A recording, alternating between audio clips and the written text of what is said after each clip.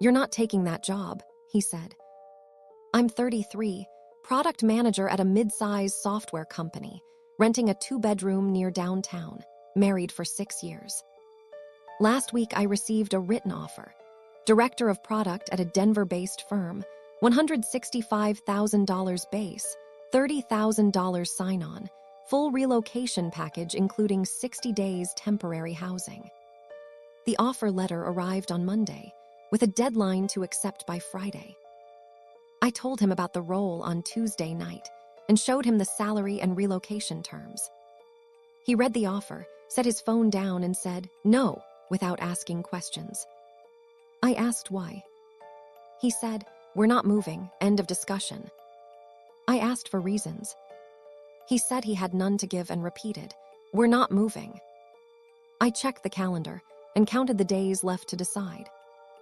On Wednesday morning, I found a string of texts on his phone to a contact labeled Maya that included plans for dinner and hotel bookings over a weekend last month. I opened the messages, showed him the screen, and asked for an explanation. He put the phone on the counter and said, "Not relevant to your job decision." I requested we talk about both the job and the messages. He declined both. He said, "You're not taking the job," and left the apartment for work. I messaged the Denver recruiter, asked for any flexibility on the acceptance deadline, and got a 1-week extension by email. Update 1. I scheduled an in-person meeting with the recruiter for the following Tuesday and asked for details about the relocation timeline. I booked a consult with a local real estate agent to get estimates on selling versus renting my share of the place. I made a list of belongings I would need to move immediately and items I could store. He returned that evening, brought groceries, set them on the counter, and said, "We can talk later." I said, "We need to decide now," and handed him the printed relocation schedule the recruiter had sent. He put the papers down and said, "No." I called my manager and arranged a voluntary exit plan that would include handing off my projects over 4 weeks if I accepted the Denver offer. Update 2. I accepted the Denver role in writing on Thursday morning and sent my notice to my current employer with a 4-week transition plan. After I sent my resignation, he started asking practical questions. "When would you leave? Who will take the car? What about the lease?" I answered with dates and logistics from the offer. Start date 6 weeks out, company covers movers, relocation company will handle lease termination if needed. He said, "This is sudden," and refused to discuss splitting the lease or selling the house.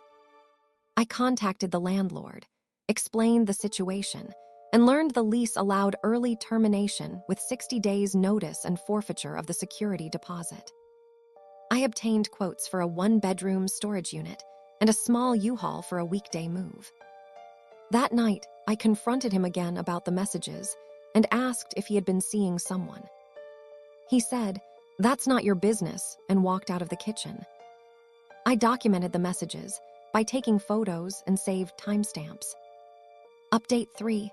I met the recruiter in person Tuesday and confirmed the relocation package included a 30-day temporary housing stipend and reimbursement for moving expenses. The company could also connect me with local rental agents. I told the recruiter I needed to finalize personal matters and requested the start date remain flexible by 2 weeks. The recruiter agreed in writing. Back home, he packed a duffel and left for his parents' house, telling me he would figure things out there. I booked the storage unit for the week before my start date and reserved the U-Haul for a Tuesday morning pickup. I arranged for a friend to help load the truck on move day and sent my mom the new address in Denver and a copy of the offer letter. He called twice the next day and left voicemail asking to talk about this in person. I replied by text with a list of outstanding practical items, lease, car, utilities, and asked him to confirm which he would handle. He texted back, "None of that is handled until you cancel the job." I scheduled an appointment with a family attorney to learn about separation of property and what would happen to shared accounts if I moved. "Don't take my stuff," he said into the phone as I backed the U-Haul out of the driveway. I drove the truck to the storage facility, 6 blocks from the apartment, and unloaded the boxes my friend carried. He called 3 more times while I loaded. I did not answer. I texted him a list of the boxes I was leaving and the U-Haul return location. Update 4. I returned the U-Haul that afternoon and emailed the return receipt to my landlord and to the recruiter. After I signed the U-Haul paperwork, I moved the smaller bedside items into a 1-bedroom temporary rental, booked through the company's relocation portal. That evening, I met my landlord at the apartment to hand over keys and the signed 60-day termination form. He asked if I wanted the security deposit returned. I said to send it to my new address. I left a copy of the lease termination and the forwarding address with the landlord. He texted me, "We need to talk in person," and sent a link to his flight home for that weekend. I replied with, "No in-person meeting. Send questions here." Update 5. I filed paperwork with the bank to close the joint checking account and set up a new solo account. I moved the title on the second car to his name, per our prior verbal agreement, and emailed copies of the signed title transfer to the DMV and to him. I sent the attorney copies of the message screenshots and the text thread where he said, "We're not moving." The attorney replied with a checklist of practical next steps: temporary separation agreement, division of personal property, and how to serve notice if needed. I followed the checklist that week. He called on Friday and said, "I was wrong. I want to try and work it out." I replied with the attorney's email and a request that he confirm which bills he would continue to pay until we sorted finances. He texted his mother asking for advice and CC'd me on one email asking if she could mediate. I replied to his mother with dates he had been at her house, per the text timestamps I had saved. Update 6. My manager in Denver sent a calendar invite for the new hire orientation and copied the relocation coordinator. I accepted the invite and forwarded the start date confirmation to the attorney and the landlord. On my first day at the new office, I checked in with HR about setting up direct deposit and benefits. HR confirmed my health coverage, start date, and added me to the commuter stipend program. A coworker showed me to the team room and introduced me to the product team I would lead. I handed the recruiter the signed lease for the temporary apartment and the mover's receipt for reimbursement. That afternoon, I received a voicemail from him. "Please come back. I can explain." I transcribed the voicemail and saved it to the case folder. I texted him, "If you have proof to the contrary, send it to the attorney." He sent a single email that night with a short message. "I made a mistake. Can we talk?" And no details. I forwarded the email to the attorney and asked for advice. Update 7. The attorney advised against in-person meetings until we had a mediated plan. She drafted a separation agreement covering utilities, the lease, and the security deposit. I signed the separation agreement that week and sent a copy to him by certified mail. He picked up the certified mail and called to say he had received it. He stopped by the apartment briefly the next day to collect clothes he had left and left a note on the counter listing items he claimed were his. I took inventory, photographed the items, and texted him the list with pickup times at the landlord's office. 2 of his siblings called me that week. One asked factual questions about whether I had taken any joint property. I listed items I had moved and provided serial numbers when applicable. The other sibling asked whether I planned to keep the house if we sold it. I said I did not plan to keep it and would coordinate with the landlord and the attorney. Update 8. I started commuting to the office in Denver and set a routine. 8:30 stand-ups, noon lunch at my desk twice a week, and closed door ones with each report in the first 2 weeks. My calendar filled with product reviews and meetings to review roadmaps. A teammate asked, "Are you local now?" and I said yes. We scheduled a site visit for the following Friday. He sent a text asking whether I had forwarded the security deposit to my new address. I replied with the landlord's bank confirmation number. He called once more and said, "I can prove I'm not seeing anyone." I asked for the evidence to be sent to the attorney and did not engage further. Update 9. 2 months after the move, the landlord confirmed the security deposit refund had been processed and the check had been mailed to my new address. My new employer processed my moving reimbursement and deposited it to my account. I closed the joint accounts and redirected recurring payments to the new solo accounts. He sent a certified letter asking for joint custody of certain furniture and requesting we divide items by room.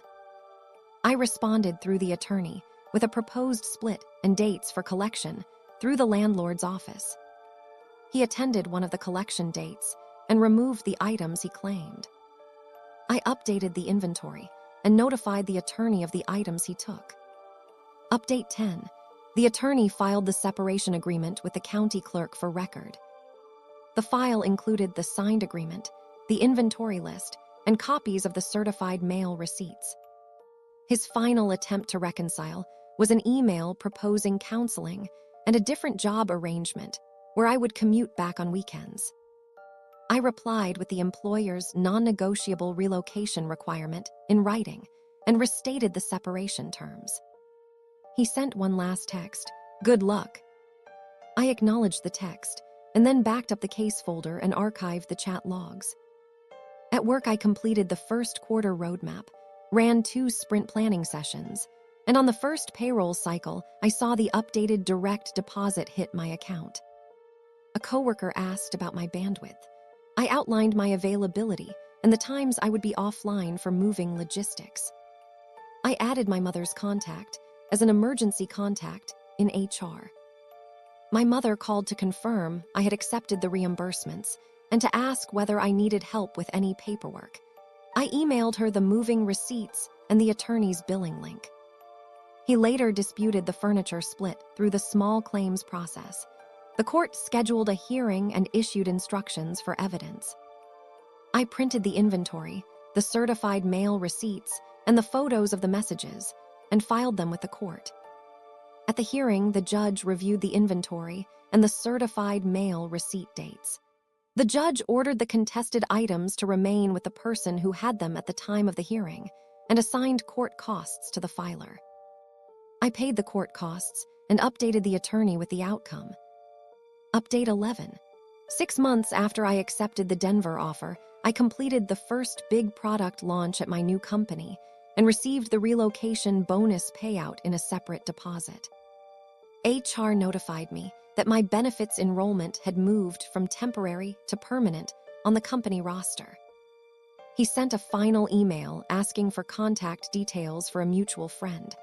I replied with the friend's business email and copied the mutual friend. The mutual friend replied that they had not been aware of the messages and asked both of us to keep communication to logistics only. I replied with dates and logistics only. The last practical step was the final forwarding of mail. I filled out the post office form online, confirmed the forwarding address, and emailed my new address to the utility companies. The case folder contains the resignation email, the offer letter, the signed separation agreement, bank statements showing closed accounts, moving receipts, the U-Haul return, and the court documents. I kept a copy of the messages and the certified mail receipts in a digital folder labeled with dates. The situation changed the location of my daily life and the people I interact with. New coworkers, a shorter commute to the office, and monthly calls with the attorney to finalize remaining items. He stopped contacting me except for one tax season email asking for a copy of a joint 1099. I uploaded it to the attorney's secure portal. I updated my beneficiary information on my employer's retirement plan and removed joint account access. The practical consequences were documented and executed. I moved, started the job, closed joint accounts, transferred the car title, and filed the separation agreement. That is what happened.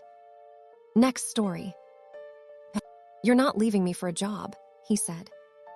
"I'm 30, senior product analyst at a regional bank, renting a 2-bedroom near the river, married 5 years.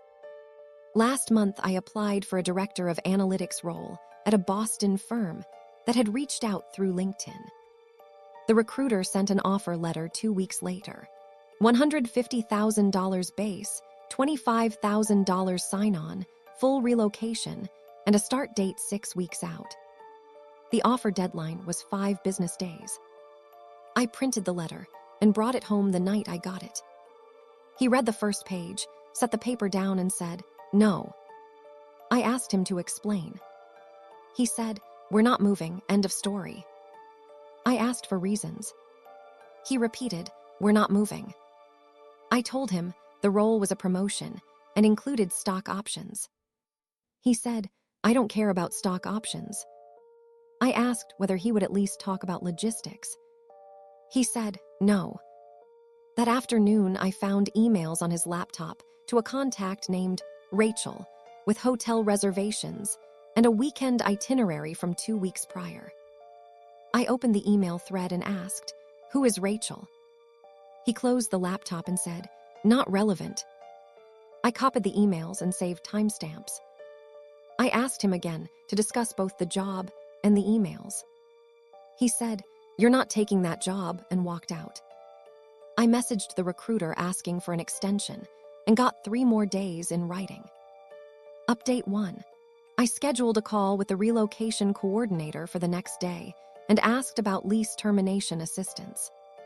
I called a realtor for a consult on renting versus breaking the lease.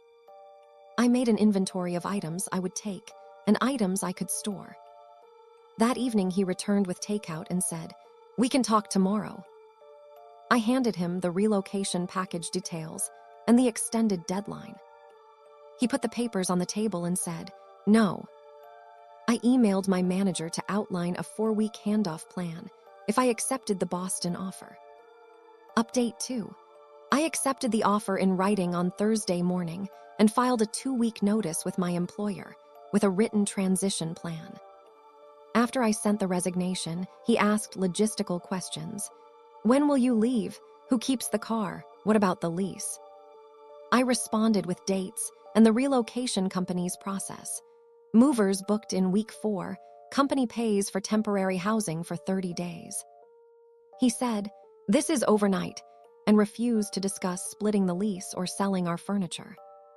I contacted the landlord and learned the lease allowed early termination with 60 days notice and a fee equal to 1 month's rent.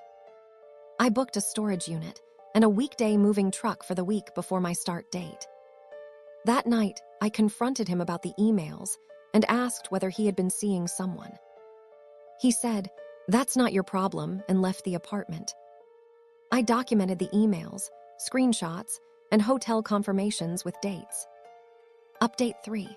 The recruiter confirmed the company would reimburse moving costs upon submission of receipts and could delay my start by 1 week if I needed time for logistics. I booked the storage unit deposit and scheduled a friend to help load the truck. He called twice the next day and left voicemails asking to talk in person. I replied by text with a logistics list, lease, car, utilities, and asked which he would handle. He texted back, "None of that until you cancel the job." I scheduled a consultation with a family attorney to understand separation of property and how shared accounts would be handled. Update 4. I met the relocation coordinator in person on Tuesday, signed the temporary housing agreement, and handed the recruiter the signed lease for the temporary unit. He packed a duffel the same evening and left for his parents' house, saying he needed space. I reserved the moving truck for the last Tuesday before my start date and emailed my mom the offer letter and the moving schedule. He called twice more that week and sent one text, "We need to talk when you get back." I did not agree to an in-person meeting. I put the email and messages into a dated folder and copied them to cloud storage. Update 5. I handed my manager the transition documents, confirmed the final day, and received the final paycheck arrangement in writing. I booked the U-Haul and paid the storage rent for 2 months. I contacted HR in Boston to confirm direct deposit and benefits start date. On the last Saturday before I left, I packed the boxes my friend had labeled and loaded them into the truck. He left a note on the counter saying he had received a flight confirmation for the weekend and that his mother would call me. I photographed the note and the inbox message confirming his flight time. I set the alarm for the move, printed the landlord's lease termination form, and scheduled the locksmith for the day after the move. That night, I replied to his text with a logistics plan and a request for confirmation of who would handle which bills. He replied with one sentence, "Not until you cancel." I finalized my decision to move and confirmed the start date with the recruiter by email. Update 6. I sent my resignation letter, the signed relocation forms, the moving receipts for prepayment, and the list of items I was leaving in storage to the attorney.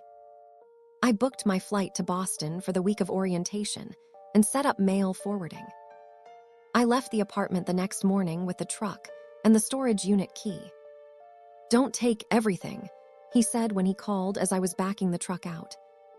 I drove the truck to the storage facility 2 miles away and unloaded the labeled boxes with my friend. I texted him the storage unit number and a list of the box labels I was leaving. He called twice while I unloaded. I did not answer and sent one text with the storage gate code. Update 1. I returned the U-Haul that afternoon, photographed the odometer and the return receipt, and emailed the receipt to the recruiter and to the landlord. After returning the truck, I moved a week's worth of clothes into the temporary housing. The company booked and left my overnight bag there. That evening, I met the landlord at the apartment for the move-out inspection and handed over the signed 60-day lease termination form.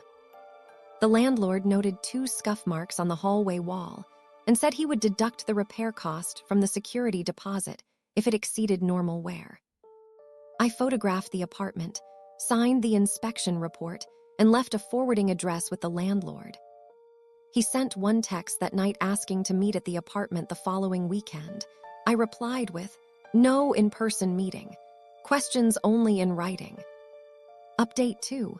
I closed the joint checking account online and set up a solo account for payroll direct deposit. I downloaded transaction histories and saved PDFs for the attorney. I transferred the car title to his name using the state's DMV online portal and emailed him the scanned, signed transfer documents. I uploaded the moving receipts to the relocation portal for reimbursement and received an email confirmation that the documents were in processing. I flew to Boston 3 days after the move and checked into the temporary apartment that evening. On Monday, I attended new hire orientation, filed direct deposit forms with HR, and completed benefits enrollment paperwork. A manager introduced me to the analytics team and scheduled a one-on-one for the next morning. Update 3. My first payroll processed with direct deposit, and my account showed the stub for the relocation stipend pending reimbursement. I sent the attorney copies of the email thread where he said, "We're not moving," and the hotel confirmations I had saved. The attorney replied with a checklist: draft a temporary separation agreement, document shared property, and arrange certified notice if needed. I followed the checklist and sent the attorney the landlord's inspection report and the U-Haul receipt. He called the following week and left a voicemail. "We need to talk. I can explain." I transcribed the voicemail and emailed the transcript to the attorney. I replied to his call with a text: "Send any evidence to the attorney." Update 4. The attorney drafted a temporary separation agreement covering utilities, the lease termination, and a list of items left in storage. I signed the agreement electronically, and the attorney sent a copy to him by certified mail. He picked up the certified letter 2 days later and sent a short email asking for mediation. I forwarded the email to the attorney and asked for mediation logistics. The attorney recommended meeting with a mediator and handling property exchanges through the landlord's office. At work, I ran initial data reviews, joined weekly sprint planning, and set up recurring ones with direct reports. A teammate asked if I would attend an all-hands next month. I confirmed and added it to my calendar. He texted that week to ask which bills he should continue to pay. I sent a list with due dates and requested confirmation. He replied, "Not until you come back." I documented the exchange and forwarded it to the attorney. Update 5. 2 months after move-in, HR confirmed the relocation reimbursement deposit posted to my account. The landlord emailed that the security deposit refund had been mailed after deducting a minor repair fee. The email included a check number and date. I deposited the check at my new bank branch and saved the receipt. His mother called and asked if I would consider mediation. I replied with dates the attorney had suggested and copied the attorney on the message. She sent a follow-up email asking only for logistics. I replied with move dates, the storage unit number, and the attorney's contact. He filed a small claims case over 3 pieces of furniture he claimed were joint property. I printed the inventory list, the photos, and the certified mail receipts and filed them with the court as evidence. At the hearing, the judge reviewed the inventory, asked for serial numbers where applicable, and ruled that items in my storage unit remained mine and items he removed from the apartment at collection dates were his. I paid the court filing fee and emailed the outcome to the attorney. Update 6. 4 months after the move, I completed my first major analysis deliverable at the new company and led a cross-team presentation. My manager copied me on an email acknowledging my work and included budget notes for next quarter. I updated the attorney with copies of the new hire paperwork, the relocation reimbursement, and the court documents. He sent one final email proposing counseling and suggesting I consider a hybrid arrangement where I would commute back on weekends. I replied with the company's written relocation requirement and with dates for property pickup through the landlord's office. He sent a last text, "Good luck." I archived the message, backed up the case folder to cloud storage, and updated my HR emergency contact with my mother's phone number. The practical steps completed. I moved, returned the truck, completed the landlord inspection, set up payroll and benefits, closed joint accounts, transferred the car title, and filed court evidence. The attorney filed the separation agreement with the county clerk and provided a stamped receipt. The ongoing items were final utility transfers and a small checklist of documents the accountant requested for tax season. I uploaded the requested tax documents to the attorney's secure portal. That is what happened next.